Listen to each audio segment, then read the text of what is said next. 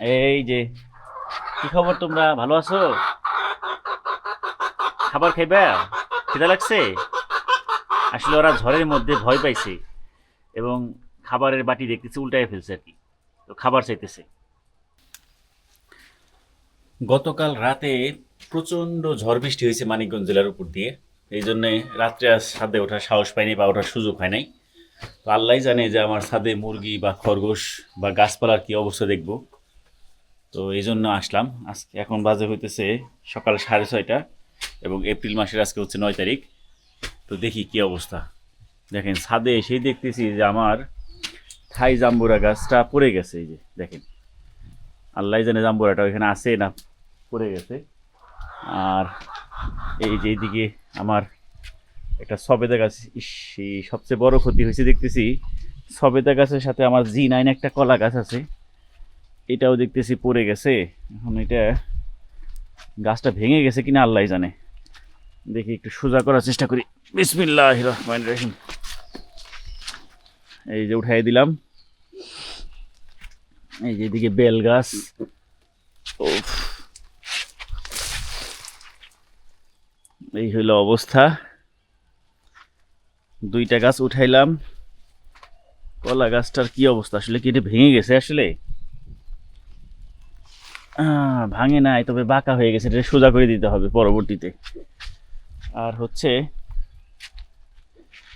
এই গাছটা একটু সোজা করে, যেহেতু আমি স্ট্যান্ড নিয়ে আসি নাই। আর এই পাশটা কি অবস্থা একটু দেখি। এই যে দেখেন, এখানেও আমার 2-3টা গাছ পড়ে গেছে দেখতেছি। এই পাশে এসে দেখতেছি 2-3টা গাছ পড়ে গেছে, তার মধ্যে রঙ্গন গাছ এবং আরেকটা পাতাবাহার গাছ। এটার নাম আমার এই মুহূর্তে মনে পড়তেছে না। তবে এখানে ভয়ে জবার দিতে হলো, কারণ আমার মুরগি ভয় পেয়ে এত বেশি চিল্লাচিল্লি করতেছিল, এই জন্য বাধ্য হয়ে ভয়ে জবার দিলাম। এই যে এখানে একটা মাটির টব ভেঙে গেছে। এই মাটির টবের এইটা একটা বড় সমস্যা, যে ঝড় আসলেই কিন্তু এই টবগুলো পড়ে গেলেই ভেঙে যায়, এই আর কি। তো দেখা যাক, আল্লাহ ভরসা।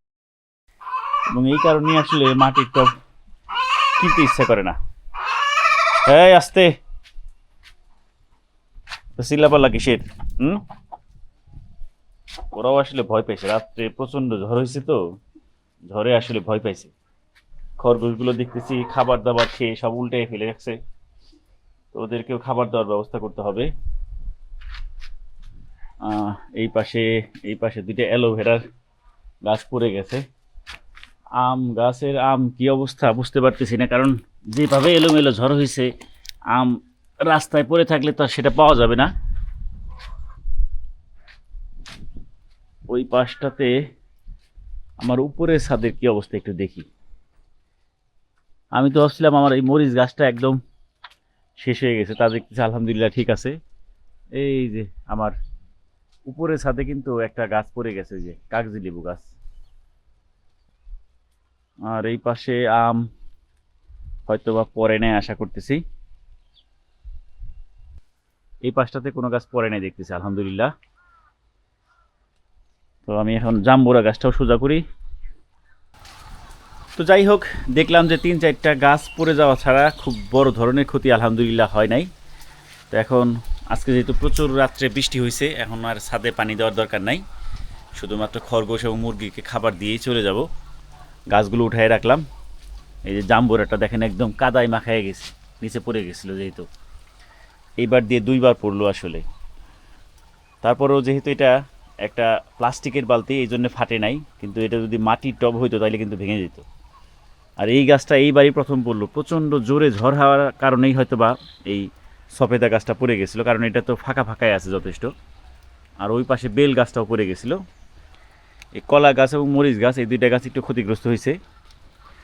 আর পেঁপে গাছ আলহামদুলিল্লাহ ঠিক আছে, এইটাও ঠিক আছে। তো এই হলো অবস্থা। এই যে এই পাশে আম গাছ। তো যাই হোক, আপনাদের কার কার এলাকায় কী ধরনের ক্ষতিগ্রস্ত হয়েছে যদি আমার এই ভিডিও দেখে থাকেন, কমেন্ট করে জানাতে পারেন। পরবর্তীতে নতুন কোনো ভিডিও নিয়ে আবার হাজির হব। সেই পর্যন্ত আল্লাহ হাফেজ। এই যে, কি খবর? তোমরা ভালো আছো?